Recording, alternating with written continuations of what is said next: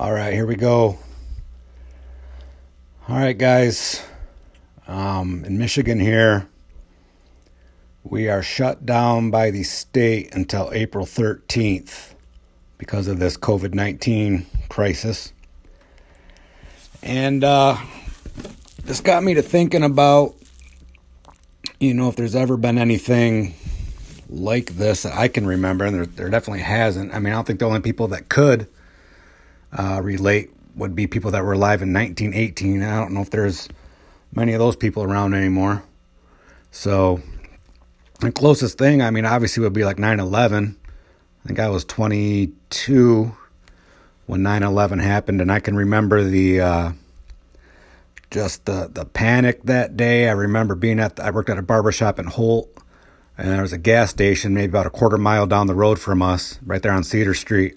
And there was cars lined up going past our shop, trying to get in there to get gas because everybody thought that the gas prices were going to just explode, and they did actually until they stopped the price gouging. And just nobody knew, man. Just so uncertain. I mean, shut the stock market down, grounded airplanes. I mean, that was crazy, but that was just something that happened like boom, no expectations. I mean, that was crazy ass shit. Crazy ass shit. And with this, we saw it coming a little bit, so there's been a lot more preparation, I feel like. But the biggest similarity though I see is that, and it blows my mind, and it shouldn't, how when shit hits the fan, Americans have each other's back. We step up, man. You don't fuck with America. You just don't. We bicker, we fight, we have problems like everybody does, every family. But when shit hits the fan, you don't fuck with us, man. You just don't. You got all these big corporations stepping up and making these masks willingly. And people giving Trump shit about not enacting the War Powers Act. I think that's what it is, whatever it is. But he's like, look, we don't need to. They're doing this on their own. That's what we do, man. We step up. It's unreal. Patriotism, man. I love it. I remember after 9/11, me and quite a few of my buddies, we were ready to go enlist. Of course, I was too much of an alcoholic, out of shape fucker to get in, but my heart was in the right spot. Fucking America, dude. We'll get through this shit, man. I know there's a lot of people out there panicking, freaking out. A lot of younger people. Never seen anything like this. Just take a breath. Everything's going to be fine. We're America. We get through shit. Always. We don't fucking lose. Which is LOSE, not LOOSE. That's loose. That's when something's not tight. When you misplace something, that's lose. LOSE. But we get through shit. We pull together. You don't fuck with us. I don't care if you're a virus. I don't care if you're a terrorist. I don't care if you're a fucking another country. You just don't fuck with us, man.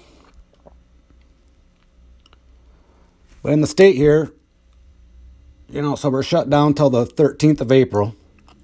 And let me say this. I'm not... the government telling me how to run my business and then turn around and saying, it's okay, we're going to give you money, goes against every single thing that I stand for.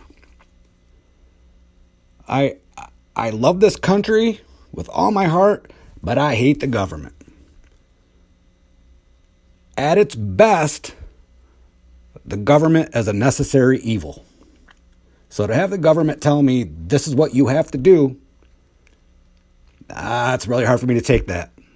But I'm doing it. I think they're right on this one. I'll take their advice.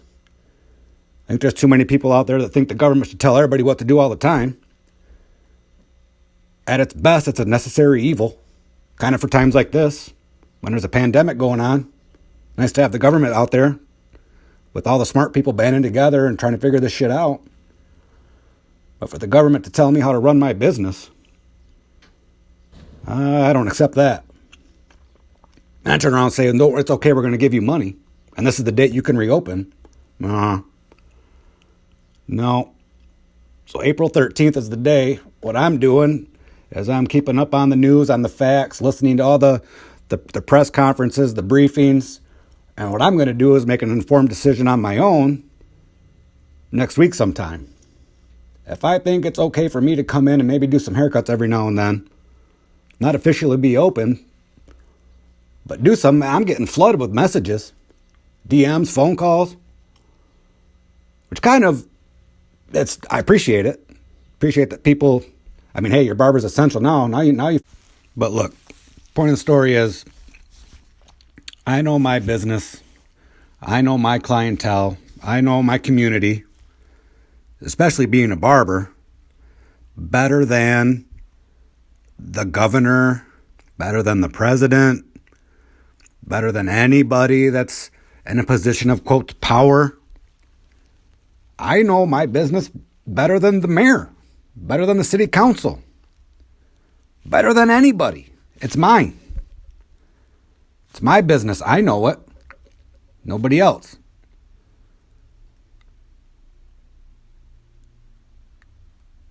So that's where that rant's going there. Love the country, hate the government.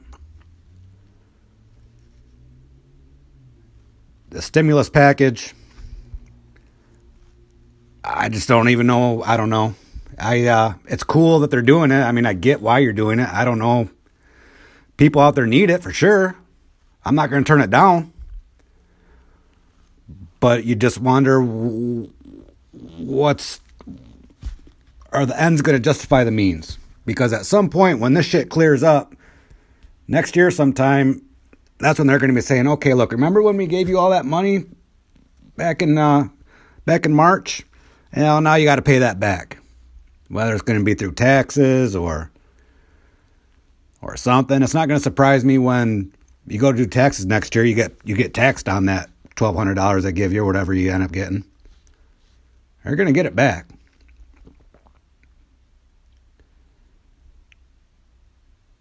I wonder if you could turn it down. Probably not. Probably turn it down, they'll still tax you on it. But listen, I want to get off that rant here and just do a little bit. I know with people being stuck indoors and a lot of people have been watching movies and stuff. So we've oftentimes talked in here about great movies, and with me having a lot younger clientele, there's a lot of movies that are my top movies that I think everybody should see, and a lot of people haven't.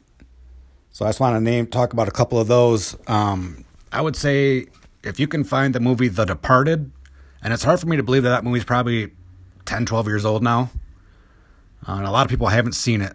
If you're into mob movies, criminal movies, just movies that have great plots. And my problem with, people tell me I'm a really hard critic on movies. Mainly it's because I feel like me and probably a majority of people out there, after you're about an hour into a movie, you already know what the fuck's going to happen. The fucking hero's going to win. The fucking couple that broke up's going to get back together. Movies are very predictable. Everything good happens in the end. At the end of the movie, it's a fucking fairy tale and blah, blah, blah. The Departed is a movie where it has such a plot twist that it just completely blows your mind. About 20 minutes left in the movie, some shit starts going down, and you're getting this feeling of, okay, this is getting wrapped up. Probably got about 5 more minutes of this movie left. Here we go. Ending's coming. And then all of a sudden, boom, boom, boom, shit hits the fucking fan, and there's 20 more minutes of shit going on, and you're just like, what in the fuck is happening right now? Great fucking movie, man. Movies that do that, those are the ones I like. The ones that throw you for a loop. So The Departed, if you haven't seen that, that's obviously like a drama. Matt Damon, Leonardo DiCaprio, Jack Nicholson, Mark Wahlberg, Alec Baldwin. I mean, dude, everybody's in this movie. Great, great fucking movie. A little bit of the basis of the movie, not to give anything away. It's loosely based on Whitey Bulger, who was the head of the Boston Mafia. That's who Jack Nicholson plays. Head of this mafia in Boston. Then you got Matt Damon and Leonardo DiCaprio, who one of them is a cop that works on the inside for the mob boss, and the other one's a cop who is a rat for the mob boss, but he's trying to bring him down. And then eventually they find out that they're kind of chasing each other. So that's a great fucking movie. Definitely suggest that one. I think you can find that on Netflix, but I'm not sure. Another one, older movies though. Let's go some older movies. I know the younger people out here maybe haven't seen these great movies called Lost Boys in the 80s. Corey Haim, Corey Feldman. You know, back in the 80s, the Coreys were the it dudes. I was pretty still young in the 80s though, but that was a great movie about vampires. That was the first like vampire movie. Kiefer Sutherland's in it. He's the head vampire. Stand By Me, that's a great, great movie. Great movie. That's a good one to watch with the family if you haven't seen that one. Obviously, the Back to the Futures, those are classics. Everybody's got to see those. It's crazy to think that we're past when they went into the future, though, in real life. A great Western, if you like Westerns, 1992, I believe. Movie called Tombstone. Kurt Russell, Val Kilmer, Sam Elliott. Great movie. I don't know how factually accurate it is, but it's based off of Wyatt Earp after he finished his law career as a well-known badass sheriff. Moves to this town of Tombstone to start a different life, open up a bar to live his retirement dream, and oh man, some things happen. He goes back to his old ways, and his boys are there with him. And I don't know if you ever heard of the famous shootout at the OK Corral. That's in that movie. That's a great flick, man. They ruin it though, because they got to have the stupid fucking underlying love story in there. If they could just left that shit out, the movie been about 45 minutes shorter and way fucking better. But they always got those dumbass love stories in there. That's one of my favorites, though. There was one more. I had some notes here, but I forgot to bring them with me.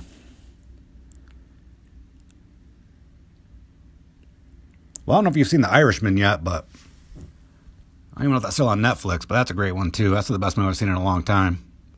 Anytime you get Scorsese, Pacino, De Niro, Pesci together, it's going to be a good flick. It's really long, but fuck, you got the time.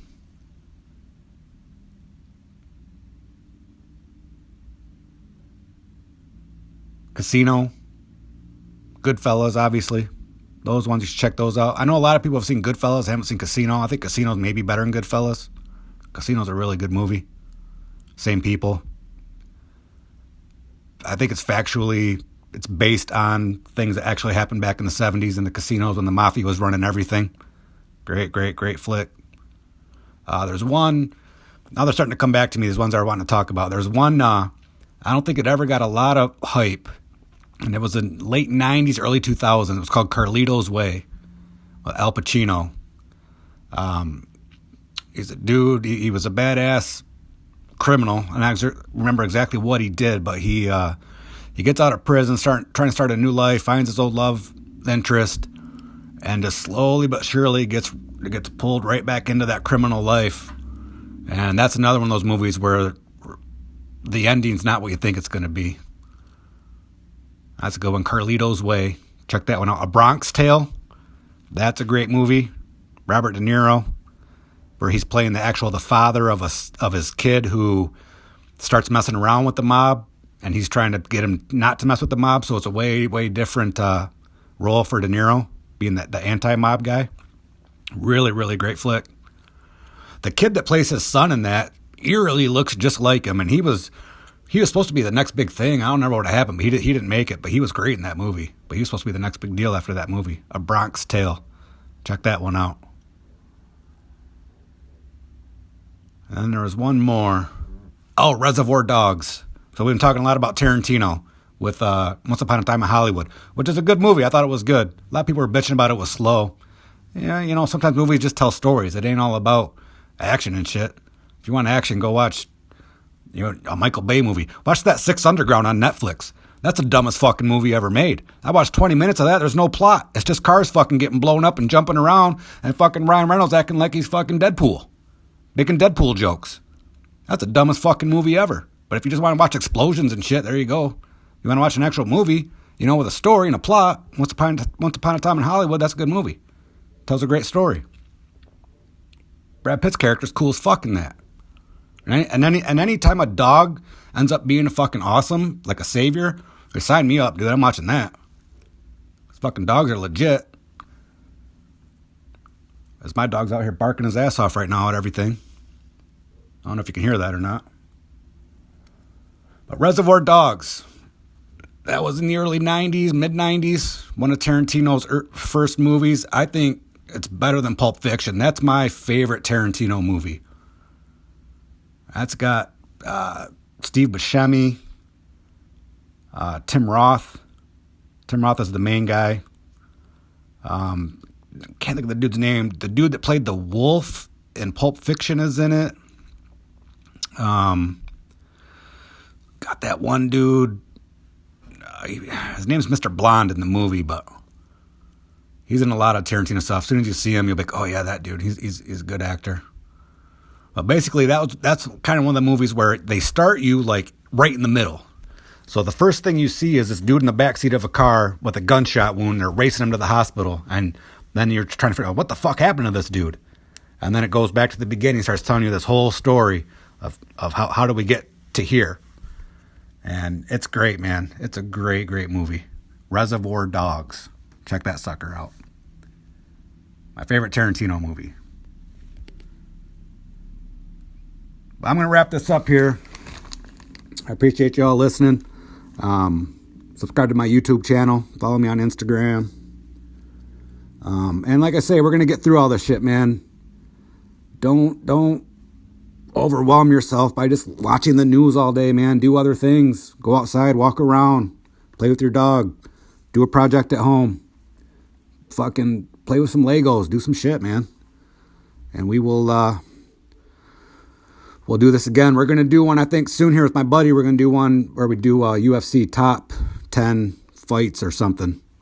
So maybe you can watch along with us. So that'll be dope. But all right, y'all. I'm out.